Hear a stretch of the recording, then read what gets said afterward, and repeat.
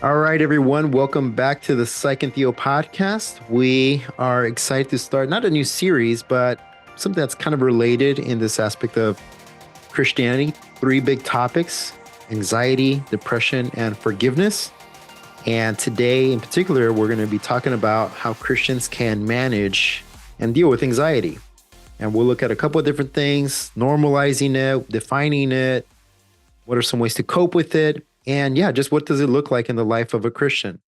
So yeah, we're excited to be seeing that, to be talking about this, and we're also excited to be seeing more traction on our Instagram profile. So if you haven't followed us on Instagram, please do so right now as you're listening to us. Go to your Instagram and click on Psych and Theo. It's Psych _and_ Theo, and follow us there.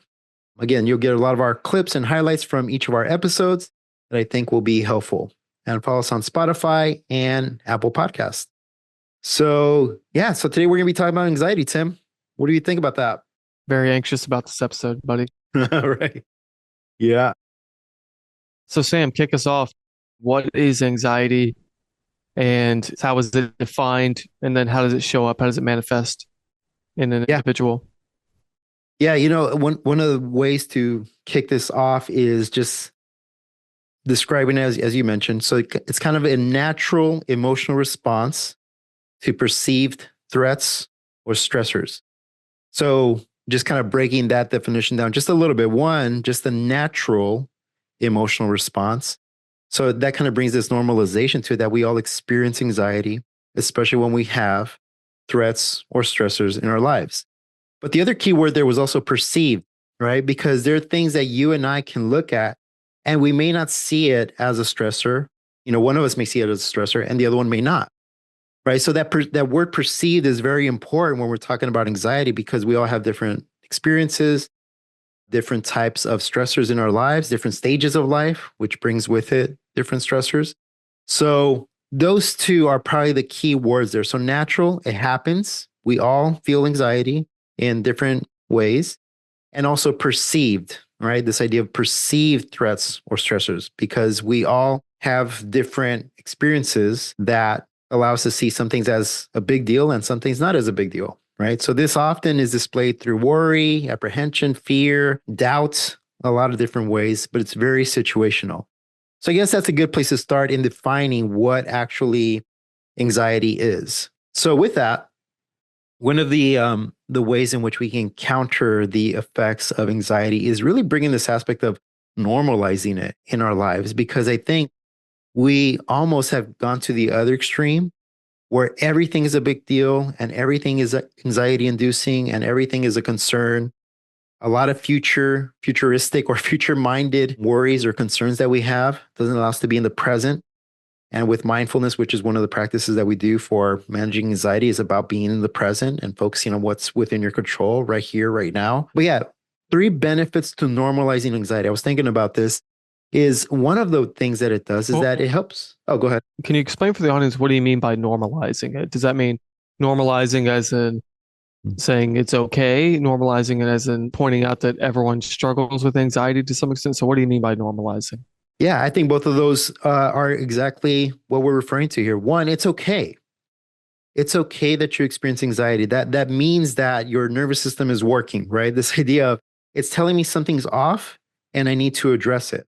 Right. Well, what happens typically when people feel anxious is that they go into the cycle of there's something wrong, and therefore I need to go to the root of the problem and explore all these different avenues as to the many different things that can cause you anxiety, which could be finances, family, school, if you're in school, church, relationships, all these different things. So everything becomes a problem. So the idea of normalizing anxiety is that it's okay that you're feeling that, and then realizing, okay, what is causing me this anxiety? So yeah, it's okay. We all experience it. And even that aspect of knowing that we all experience it almost encourages this level of openness. Like if I know that you have experienced anxiety, it it allows me to say, oh, well, Tim's experiencing anxiety too. What makes him anxious? There's some overlap with some of the things that make both of us anxious. Finances, preparing for the future, family, all these different things. So it makes you feel normal, right? when people experience anxiety, one of the common tendencies is that they tend to think that they're the only ones who are experiencing it. And you also have to look at different habits that people have. And we probably touched on this before, Tim, where people who are constantly comparing themselves to others can experience a lot of anxiety because they feel they're not, up to par with everyone else. They feel like there's still so much that they need to do, which puts them in a state of hurry and they're constantly on the go, go, go, right? So this idea of trying to catch up with everyone else, life stage, career, family, whatever the case is, there is that element of it. So normalizing anxiety is that it's okay and that we all experience it. Okay, so I think what most people will think though is that yeah, we all get anxious, but I think that some people will say, but what about my anxiety disorder? Or like, or maybe question, do I have an anxiety disorder? So can you explain what the difference between anxiety and Mhm. an anxiety disorder, like social anxiety disorder, or some of the others that we could cover in another episode maybe, but what's the Yeah. difference between just anxiety and an anxiety disorder? It's funny that you mentioned that because when students come in, they do come in with this preconception of I have this anxiety disorder. Like I have it. I'm anxious about everything. It's been more than 6 months. I've had it for all my life. Like that's a common theme. So my question is always, how does knowing that you have an anxiety disorder help you? Right. And it just kind of makes them think a little bit about, okay, yeah, how does it help me? It just makes me aware of it. And one of the common misconceptions that we have with people who come in for mental health services is that they think that awareness equals healing, and it doesn't. Everyone's wants to become aware of what's wrong with them or how they can fix it, but what often is lacking is the action to follow that. So with anxiety, it's like challenging certain unrealistic beliefs or false beliefs about themselves, about other people. They have all these beliefs. So them defining themselves as someone who has an anxiety disorder, it actually doesn't help them. So what I try to do is just what are the symptoms that are presenting themselves? And then we can work with that.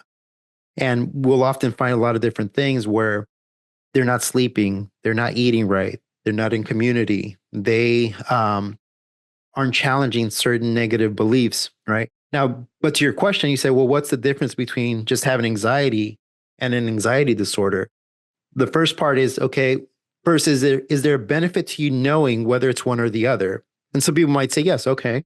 So an anxiety disorder is the constant state of worry, of fear, of loneliness, isolation, almost some overlap with depression, but that it's been happening for 6 months or more. 6 months to a year is typically kind of the range that we look at. And that's it. And it's creating significant distress in your daily life, so much that it's affecting your daily activities, right?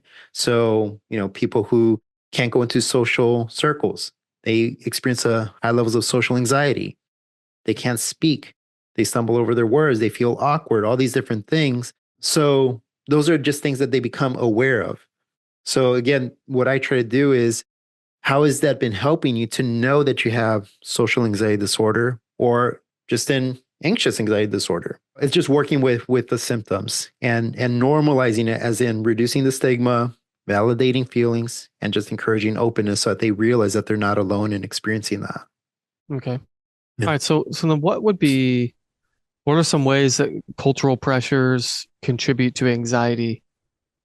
Let's start broadly just with people, and then we can kind of come back narrowly to like a Christian community. Okay. So what are some cultural pressures that contribute to anxiety? Yeah. Yeah. I was talking to a professor about this not too long ago. And one of the themes that came up was I kind of alluded to it earlier, this constant state of needing to be where you have to be or you're supposed to be. Everyone always feels like they're falling behind or that they're where they're not supposed to be in their stage of life because they're comparing themselves to someone else who's their age, someone else who's younger than them, right? They're more successful. So that kind of puts this state of hurry and pressure on them to be a certain way or be in a certain stage of life when they're just not there right now. Worry is often caused by, oh, what's the future going to hold? And it doesn't allow you to stay in the present. So if you're always thinking about, man, well, when I get to this place in my career, then I'll be happy, right? The illusion of happiness if I hit this stage of life because they see other people there. They're comparing themselves to a life situation that a friend has, right? So there's that constant comparison too. So there's pressure there. pressure to start a family, pressure to get married, right? We just finished the holidays. It was December, it was Thanksgiving and in November. And what's the common question a lot of singles start sharing is that family starts asking me, oh, when are you starting dating? Or, oh, where's the girl? Or, oh, where's the guy, right? This pressure of needing to be in a relationship or starting a family is another piece of this. School, if you're in school and you've been in school for a long time, it's like, hey, so when are you going to finish that degree? So, on top of the pressure that you already put on yourself to do those things or to be in search of, you also have other members who are well intended, and that's the other part of it too, is that family doesn't mean to put more pressure on you. It's almost like an interest, but also we feel that tension of, hey, let me work at my own pace. I'll get there when I get there type of thing, right? But yeah, people in general, I think, start to feel that. And it's just, again, added pressure on top of the pressure we already put on ourselves. What about the Christian community? Oh, Christian community. So we see that, and I want to get your thoughts on this as well, is that for them, it could be very much so family oriented is usually a big one for them. But I actually just finished talking to someone, and for them, the anxiety By that they feel, I'm by sorry. family oriented, you mean like there's a pressure in the Christian community to be married, have children, or to just be with family, have a strong family? Yeah, to Or be married, have children, right? It kind of like, because most of our parents probably started pretty young. So yeah. anyone above 25, 30, and you don't have a family, there's this perception of, are you doing something wrong or something's wrong with you? Kind of that feeling is what people tend to share is that, they think something's wrong with me or I just want to be single. And maybe we become content in that, too comfortable sometimes.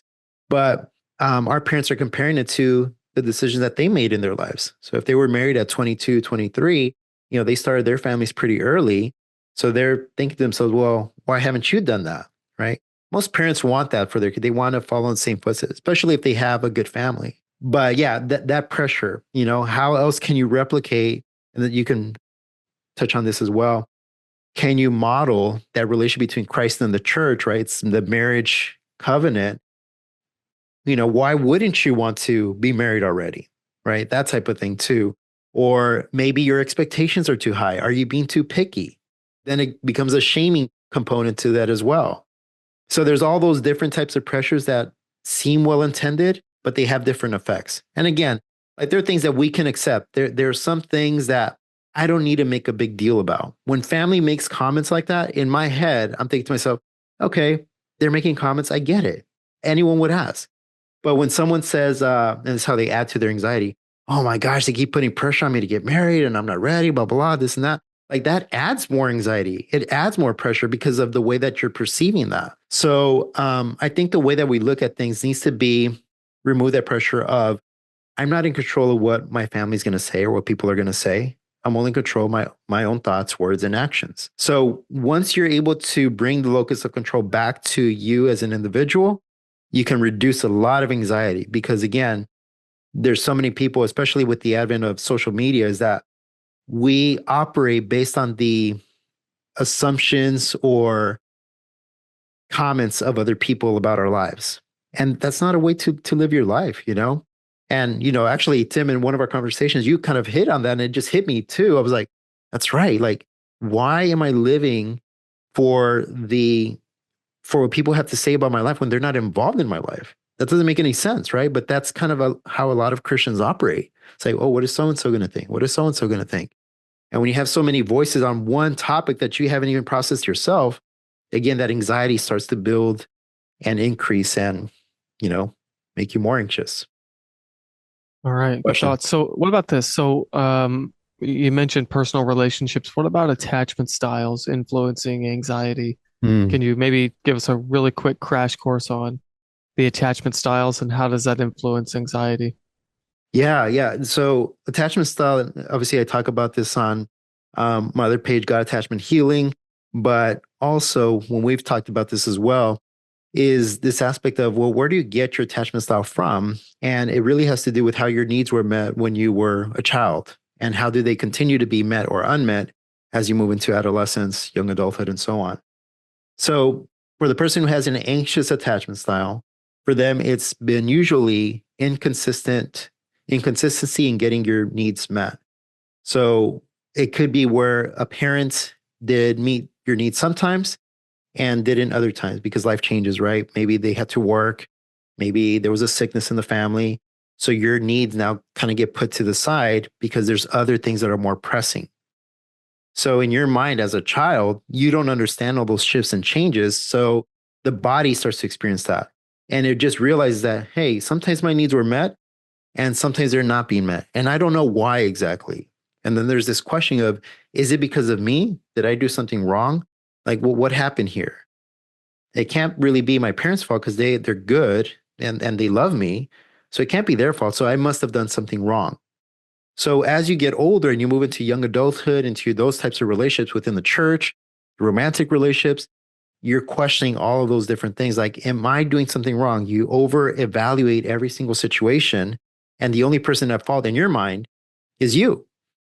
If something's wrong in your walk with the Lord, immediately your thought is, well, it can't be God's fault. So it has to be my fault. Am I doing something wrong? So now it moves into this very ritualistic behaviors that are going to draw you closer to God or feel like they'll draw you closer to God. So you start to hyper focus on Bible reading, on prayer, on seeking community, which are all good things. But for the anxiously attached person, it's never enough, right? They could be reading their Bible every day, praying every day, seeking community every day. And still at the end of the week, they'll think to themselves, gosh, it's just not enough, right? So that's a common phrase As too. in, when you say Not not enough, enough. do you mean like they feel distant from God? Yeah, they feel like, why would God love me? I'm here doing all that I can, but it's so selfishly motivated. Like I'm I'm doing this out of selfish reasons. Like I just want the Lord to love me, and I feel that that's so selfish, right? And if you look at that, if you take a step back and look at that, you think to yourself, "Wow, how could they think that? They're really wanting to honor the Lord, but in their mind, it's never good enough. They always feel like they're always missing the mark." And again, going back to childhood, they just never knew what the actual reason was for how they were feeling, right? So they easily translate that over to their relationship with God. It's just, am I doing something right? Should I be doing more? That's a common question too. Should I be doing more? Like, should I be going to more services? I go to a mission and help out there. Like, it's never enough. And they think that by doing more, that they'll earn God's love and God's favor in that. So that's how you see attachment kind of play out in relationships and the relationship with God. All right. So that's really insightful. So let's get into then like what are some research-based coping skills Christians can utilize to manage anxiety? So what does the research show? And then maybe what does the Sam Landa experience tell us as a counselor?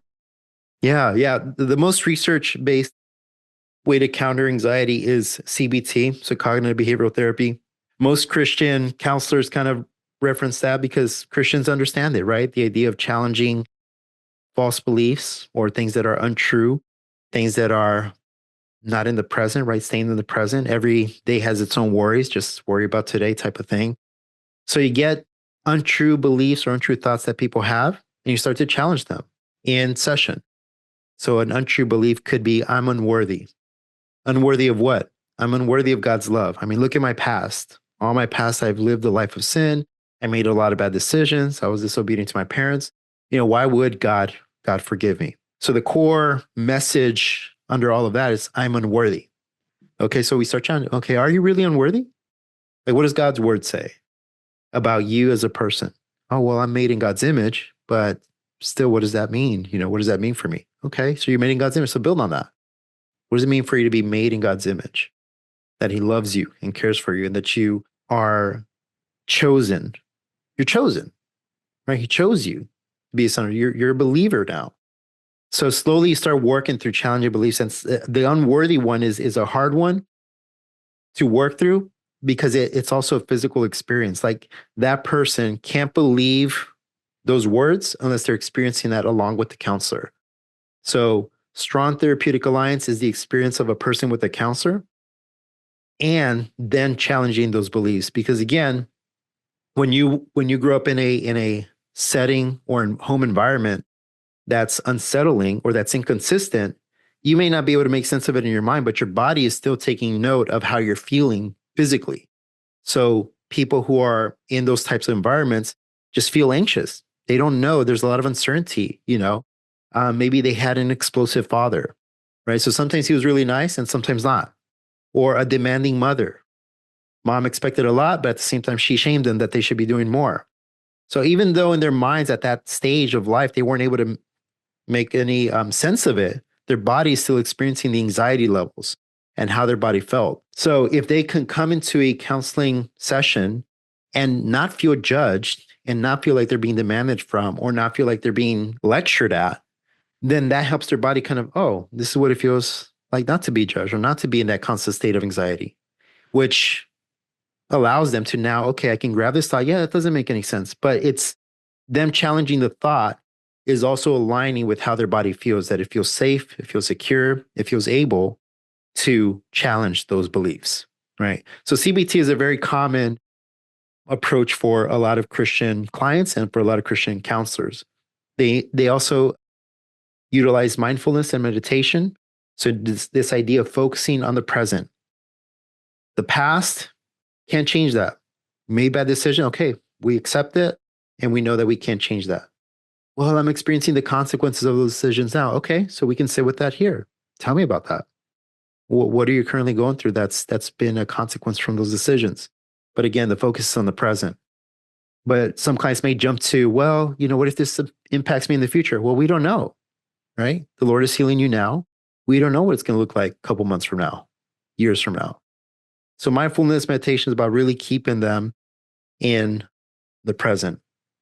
And just some other ones that are very important that we often overlook. And we've talked about this, the idea of physical activity.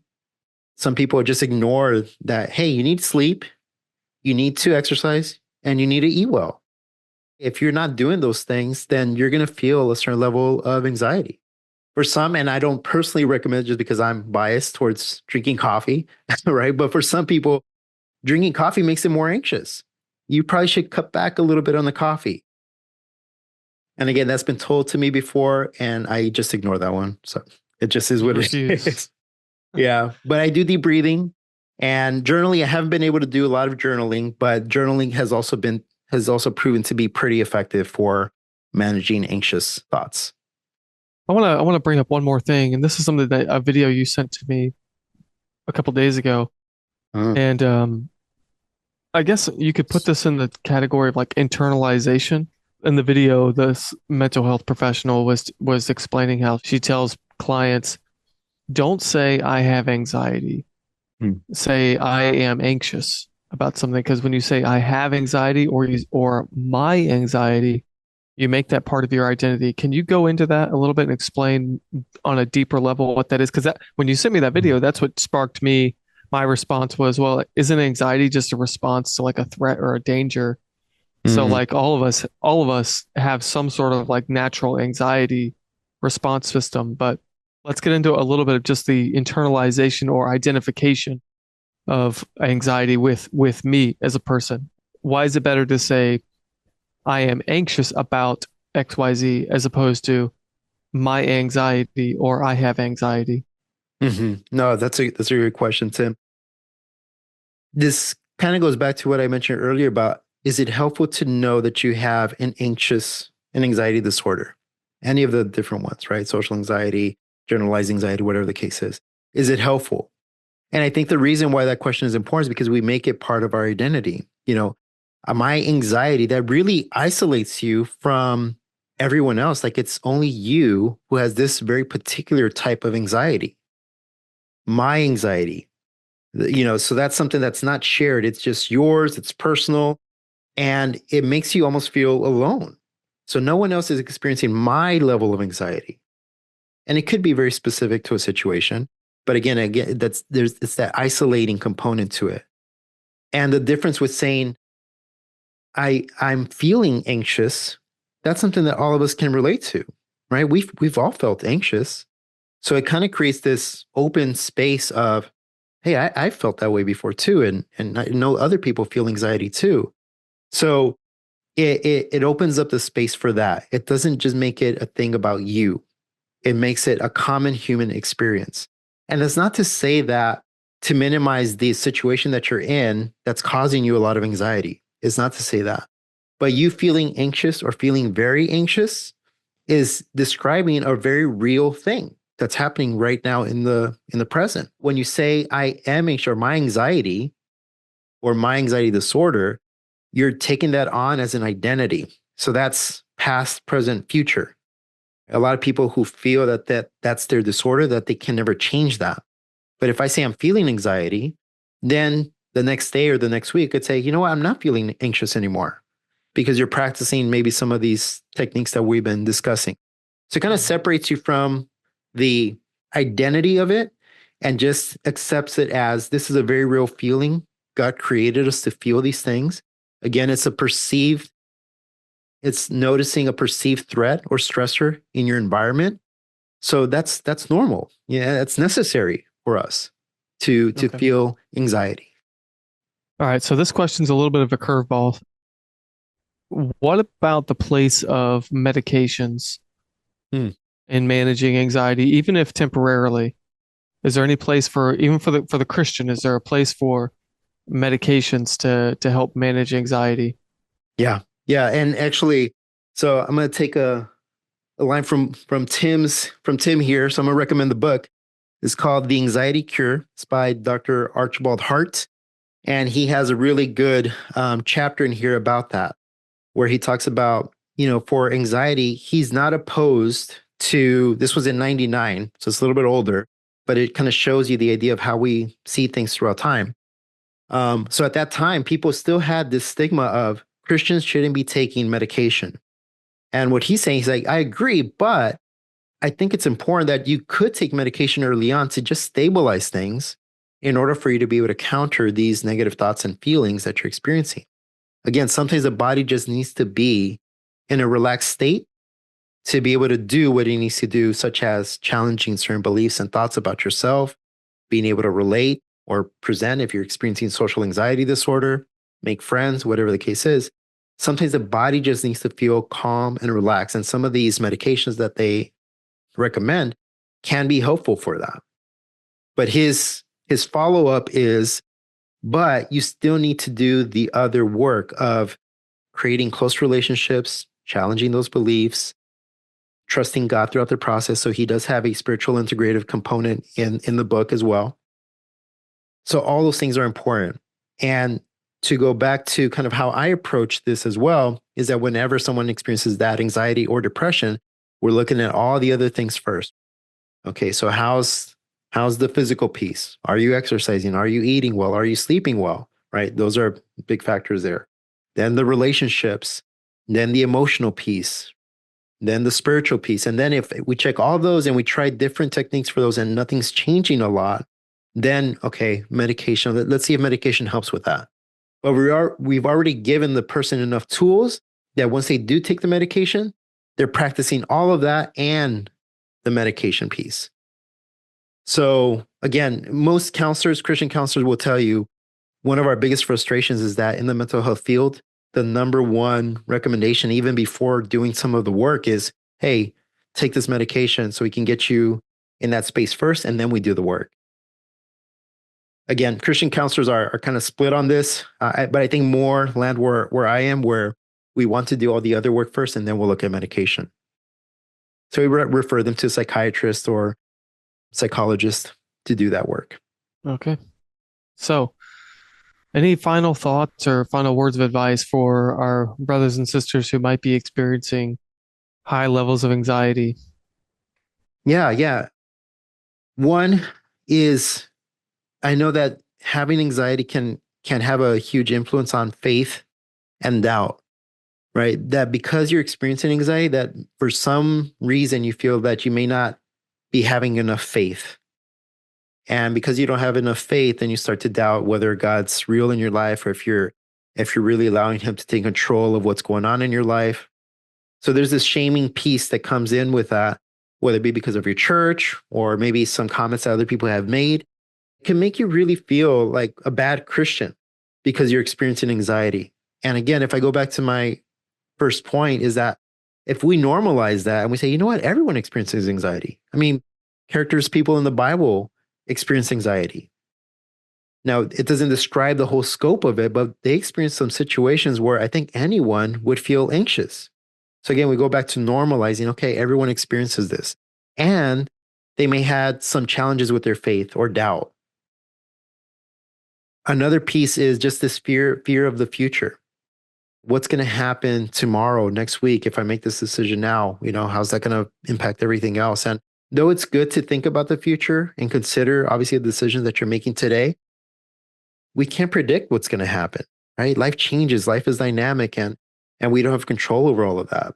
The only thing we have control over is trusting God in the midst of all those changes that may happen, But to kind of ask you in return, Tim, what are some things that you see for Christians who do struggle with anxiety that, what would you recommend, being taking a theological standpoint of what do you see with Christians that they struggle with when it comes to anxiety, and how can they deal with it in that regard? Oh, that's a tough one. My default, I think, response is the New Testament talks a lot about the reorientation of the mind. That's a very deliberate, continued, habitual focus on things. In the ethics world, we call it virtue ethics. So you do these you take little actions every day to develop habits, and then those habits form character traits in you, which are called virtues. And in the New Testament, there's a lot of places where Paul, the Apostle Paul specifically, in a lot of his letters, he starts listing out these virtue lists. The fruit of the Spirit is one of them. Philippians chapter 4 is another one where he says, whatsoever is true, whatsoever is good, whatsoever is lovely. And he lists out 8 or 9 things. And then he says, if there's good report, if there's any praise, think on these things. And then he follows it up by saying, what you have heard and seen in me, do, and then the God of peace will be with you. So in Philippians 4, if you read this whole passage, it's Philippians chapter 4, like 4 through 9. He talks about don't be anxious for anything, but through prayer and supplication, give thanks. And then he goes on with this virtue list. So a lot of people think, oh, well, if you read that passage and then you're like, okay, I'll just think on these things, and then I'm supposed to have peace automatically. And I don't think that's what Paul is saying. It's a process. It's a habit. It's something that we have to cultivate over time. And I'm not saying it's easy, or even that I've somehow done that. I haven't. But it's I think that's what the picture that the New Testament shows us is it's a continual discipline of the focus of the mind through prayer. That's good. That's good, bro. Yeah, thank you for sharing that. Yeah, because we see Christians who want to know that, and then they also want to know that clinical piece. So hopefully they got a good combination of both. But yeah, a lot of emphasis on renewing the mind and finding peace. And I like what you said about the process, that when you implement these things, these disciplines, that it's a process. It's not just one day. Some people have that miraculous thing, and I know you've heard that before, where it's like, yeah, once I did this, everything changed after that. But that's not everyone's journey. So again, going back to that piece of normalizing that, is that know that these things take time, that you've been experiencing anxiety for a very long time, and that's all your body's ever known. So when you're trying to do something different, it needs some time to adjust to those differences. So if you try any of these things, a couple of days, it's probably not going to have the impact that you think it's going to have. Give it a couple of weeks, at least 2 to 3 weeks, right? And if you do that consistently, I think you'll start to see a small shift in how you think and maybe even in how you feel. But great topic. Hopefully this was helpful. So recommendation, just again, if you do want to look up a book, The Anxiety Cure is a good one by Dr. Archibald D. Hart. All right, guys. Well, we'll see you next time.